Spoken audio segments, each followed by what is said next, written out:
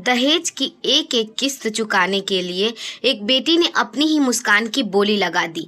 जब घर में खुशियों की शहनाइयां गुंजने वाली थी, तब अस्पताल के एक अंधेरे कमरे में सिया अपनी ही हड्डियों और खून का सौदा कर रही थी। क्या कोई अपनी सगी बहन की डोली उठाने के लिए उसे मौत के मुंह में धकेल सकता है? रूह को कपा देने वाली एक ऐसी दास्तां जहां अपनों के लालच ने एक मासूम जिंदगी को नीलाम कर दिया। शहर के एक पुराने और संकरी गली वाले इलाके में एक छोटा सा मकान था, जिसकी दीवारों का पेंट जगह जगह से उखड़ चुका था। इसी घर में रहती थी सिया। सिया का परिवार कभी खुशहाल था, लेकिन पिता की लंबी बीमारी और फिर उनकी मृत्यु ने घर की कमर तोड़ दी थी। घर में अब उसकी माँ, एक छोटा भाई आर्यन और एक बड़ी बहन रीमा थी।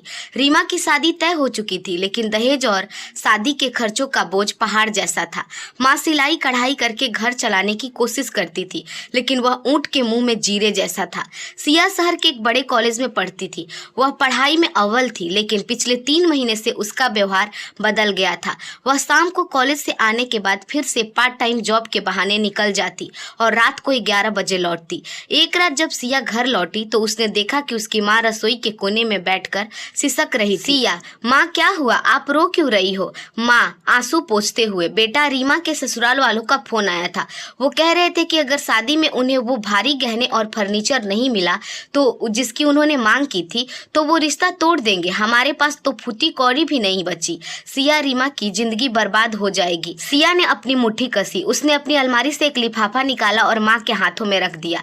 उसमें नीले रंग के कड़क नोट थे, पूरे 50,000 रुपए। माँ की आंखें फटी की फटी रह गई।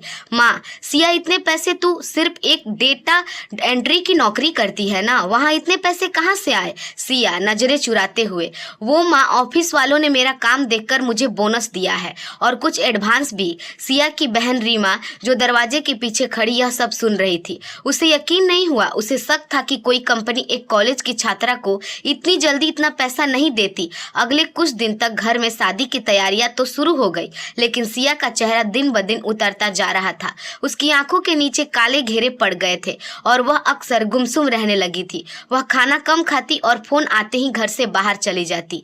एक दिन रीमा ने तय किया कि वह सिया का पीछा करेगी। सिया शाम को ऑफिस के लिए निकली, लेकिन वह उस तरफ नहीं गई जहां उसका दफ्तर था। वह शहर के एक महंगे इलाके के एक आलीशान प्राइवेट क्लिनिक के अंदर चली गई। रीमा का दिल जोर जोर से धड़कने लगा। सिया क्लिनिक क्यों गई? क्या वह बीमार है या फिर कुछ और? रीमा ने छुपकर अंदर झांका तो देखा कि सिया एक केबिन में बैठी है और एक डॉक्टर उसे कुछ कागजात समझा रहा है। डॉक्टर की आवाज रीमा के कानों में पड़ी। देखो सिया, यह बहुत रिस्की है। तुम्हारी सेहत पर इसका बुरा असर पड़ सकता है। क्या तुम वाकई अपनी किडनी का एक हिस्सा डोनेट करने के लिए तैयार हो? इसके बदले तुम्हें जो रकम मिलेगी वो तुम्हारी बहन की शादी के लिए काफी होगी, लेकिन तुम्हारी जिंदगी बदल जाएगी। सिया के हाथ कांप रहे थे, लेकिन उसने बिना सोचे पेन उठाया और साइन कर दिए। उसकी आंखों से एक आंसू टपका और कागज पर गिर गया। वह अपनी मुस्कान को बेच रही थी ताकि उसकी बहन के घर में खुशियों का चिराग जल सके। रीमा बाहर खड़ी पत्थर बन गई थी। उसकी छोटी बहन अपनी जिंदगी और अपने शरीर का एक हिस्सा दांव पर लगा चुकी थी और घर में सबको लग रहा था कि यह सब बोनस का पैसा है। रीमा भागकर घर पहुंची। वह अपनी माँ को सब सच बता देना चाहती थी, लेकिन जैसे ही उसने घर में कदम रखा, उसने देखा कि माँ बड़ी ही खुश थी। रीमा के शादी का लाल जोड़ा खोलकर देख रही थी। माँ देख रीमा, सिया को जो पैसे लाई थी उससे मैंने ये जोड़ा खरीदा है। तेरी सास कह रही थी कि अगर तू ये पहन कर जाएगी तो उनकी बिरादरी से नाम हो जाएगा, मेरी बेटी रानी लगेगी। माँ का आंखों में वो चमक और सुकून देखकर रीमा ने शब्द उसके गले में ही फंस गए। अगर उसने सच बता दिया तो माँ ये सदमा बर्दाश्त नहीं कर पाएगी, और अगर सिया को पता चला कि रीमा ने उसे अस्पताल में देख लिया है तो शायद वह और भी कोई बड़ा कदम उठा ले। अगले 2 हफ्ते तक सिया का चेहरा पीला पड़ गया। वह खाना खाने बैठती तो उसे उबकाई आती, लेकिन वह मुस्कुरा कर टाल देती। एक रात घर में सन्नाटा था। रीमा जाग रही थी। उसने देखा कि सिया धीरे से उठी और बाथरूम में जाकर जोर जोर से खांसने लगी। जब वह बाहर आई तो उसने दीवार का सहारा ले रखा था। रीमा ने अंधेरे में देखा कि सिया के हाथ में एक पट्टी बंधी थी, जिसे वह अपनी फुल स्लीव्स की कुर्ती से छिपा रखी थी। रीमा से अब रहा नहीं गया। वह उठी और सीधे सिया के सामने खड़ी हुई। रीमा कांपती आवाज में, सिया, ये सब क्या है? तू ऑफिस नहीं जाती, तू उस क्लिनिक जाती है ना, मैंने तुझे वहाँ देखा था। सिया के पैरों तले जमीन खिसक गई, वह भूत बनकर खड़ी रह गई, उसकी चोरी पकड़ी गई थी। सिया फुसफुसाते हुए, दीदी प्लीज धीरे बोलिए, माँ जग जाएगी। रीमा, कैसे चुप रहूं, तू पागल हो गई है, अपनी जान दे देगी तू। चल अभी माँ को सब बताते हैं, हमें नहीं चाहिए ऐसी शादी और ऐसे लालची ससुराल। सिया ने रीमा का हाथ मजबूती से पकड़ लिया, उसकी आंखों में एक अजीब सी दृढ़ता थी जो उसकी उम्र से कहीं ज्यादा बड़ी थी। सिया, दीदी माँ को कुछ मत बताना, आप जानती हैं पापा के जाने के बाद माँ ने अपनी आंखें सिलाई कढ़ाई में फोड़ दी ताकि हमें पाल सके। अगर आज आपकी शादी टूट गई तो माँ जीवित लाश बन जाएगी। और मेरा क्या, इंसान एक किडनी पर भी तो जी सकता है ना, कम से कम आपका घर तो बस जाएगा। रीमा, पर सिया, वो लोग लालची हैं, आज गहने मांगे कल कुछ और मांगेंगे। तू कब तक अपनी मुस्कान की बोली लगाती रहेगी? सिया, सिर्फ इस बार, सर्जरी कल सुबह है, मैंने डॉक्टर से कह दिया है कि मैं अपनी सहेली के यहाँ रुकूंगी, आप बस माँ का संभाल लेना। अगले दिन सुबह सिया ने अपना बैग पैक किया, उसने माँ के पैर छुए और उन्हें गले लगाया। माँ को लगा कि बेटी ऑफिस जा रही है, लेकिन रीमा को पता था कि सिया मौत के मुंह में जा रही है। जब सिया घर से निकली तो उसने पीछे मुड़कर एक आखिरी बार अपने पुराने घर को देखा। उसने अपनी डायरी में एक छोटा सा नोट छोड़ा था जिसे उसने अपनी तकिए के नीचे छिपा दिया था। रीमा पूरे दिन पागलों की तरह घर के काम करती रही, लेकिन उसकी नजरें बार बार घड़ी पर जा रही थी। दोपहर के 2 बजे, फिर 4 बजे और फिर शाम के 7 बज गए। सिया का कोई फोन नहीं आया। रात के 9 बजे घर की घंटी बजी। माँ ने दरवाजा खोला, सामने सिया की एक सहेली खड़ी थी जिसके हाथ में सिया का फोन और बैग था। सहेली का चेहरा सफेद पड़ा हुआ था और वह कांप रही थी। माँ, बेटा सिया कहाँ है? वो तो तेरे साथ ही थी। सहेली रोते हुए, चाची सिया क्लिनिक में है, सर्जरी के दौरान कुछ गड़बड़ हो गई है, उसे बहुत तेज ब्लीडिंग हो रही है, डॉक्टर कह रहे हैं कि। माँ वहीं अचेत होकर गिर पड़ी। रीमा को ऐसा लगा जैसे उसने ऊपर आसमान टूट पड़ा हो। जिस खुशी के लिए सिया ने अपना अंग बेचा था, वही खुशी अब मौत के तांडव में बदलती दिख रही थी। अस्पताल का गलियारा सफेद रोशनी और फिनाइल की तीखी गंध से भरा था। रीमा अपनी बेसुध माँ को स्ट्रेचर पर लिटाए पागलों की तरह यहाँ वहाँ भाग रही थी। एक तरफ माँ का गिरता ब्लड प्रेशर और दूसरी तरफ ऑपरेशन थिएटर के बाहर जलती हुई लाइट, जहाँ सिया जिंदगी और मौत के बीच झूल रही थी। तभी डॉक्टर बाहर आए, उनके चेहरे पर पसीना था और हाथ खून से सने थे। रीमा, डॉक्टर का हाथ पकड़ते हुए, डॉक्टर मेरी बहन कैसी है, वो ठीक तो है ना? डॉक्टर, देखिए सर्जरी के दौरान सिया की एक नस फट गई थी, इंटरनल ब्लीडिंग बहुत ज्यादा हो गई है, उसकी हालत क्रिटिकल है, अगले 24 घंटे बहुत भारी है। और हाँ, पुलिस बाहर खड़ी है, उन्हें बयान चाहिए कि यह डोनेशन बिना किसी दबाव के हो रहा है या नहीं।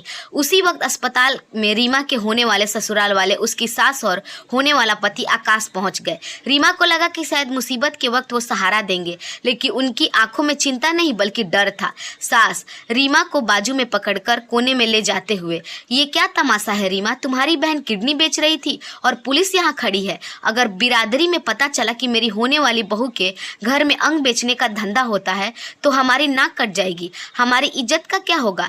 रीमा हैरान होकर, माँ जी आप ये क्या कह रही हैं? सिया ने ये सब आपकी मांगों को पूरा करने के लिए किया है, उसने अपनी जान दांव पर लगा दी ताकि आपकी फरमाइशें पूरी हो सके।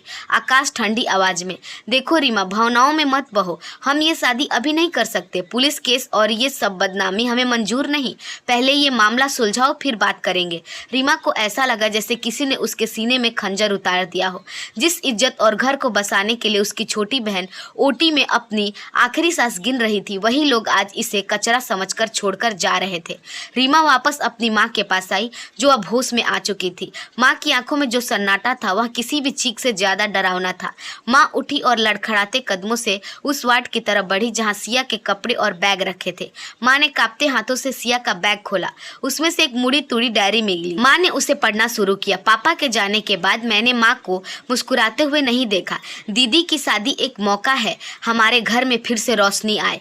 डॉक्टर अंकल कह रहे हैं कि किडनी देने से कोई मरता नहीं है, पर मुझे डर लग रहा है। अगर मुझे कुछ हो जाए तो दीदी से कहना कि अपनी शादी में उदास ना हो। ये पैसे मेरी मुस्कान की बोली है जो मैंने अपने परिवार के लिए लगाई है। माँ ने डायरी कलेजे से लगा ली और अस्पताल उनकी सिसकियों से गूंज उठा। रीमा ने अपनी आंखों की आंसू पोंछे। उसके चेहरे पर अब डर नहीं बल्कि एक अजीब सी नफरत थी।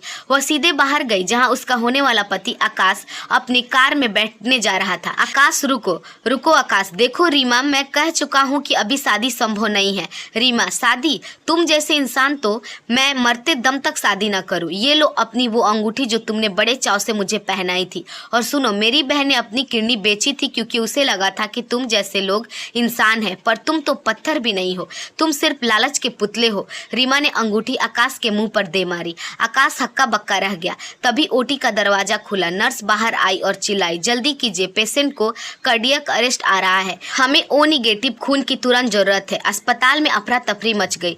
रीमा और उसकी माँ का खून मैच नहीं हो रहा था। सिया की धड़कनें रुक गई थी। तभी भीड़ में से एक अजनबी युवक आगे आया। अस्पताल के उस गलियारे में मौत का सन्नाटा पसर गया था। नर्स की आवाज गूंज रही थी, जल्द ही खून का इंतजाम कीजिए वरना हम उसे खो देंगे। तभी वह अजनबी युवक आगे आया। उसका नाम ईशान था। वह उसी अस्पताल में एक दूसरे वार्ड में अपने पिता की देखभाल कर रहा था। ईशान, मेरा ब्लड ग्रुप ओ निगेटिव है, मैं अपनी जान की परवाह किए बिना खून दूंगा, इस बहादुर लड़की को बचा लीजिए। डॉक्टर ईशान को अंदर ले गए। बाहर रीमा और उसकी माँ हाथ जोड़कर ईश्वर से प्रार्थना कर रही थी। घंटों इंतजार के बाद ओटी की लाल लाइट बुझ गई। डॉक्टर बाहर आए और उनके चेहरे पर एक थकी हुई मगर सुकून भरी मुस्कान थी। डॉक्टर, चमत्कार हो गया, सिया को होश आ गया है, वह अभी कमजोर है पर खतरे से बाहर है।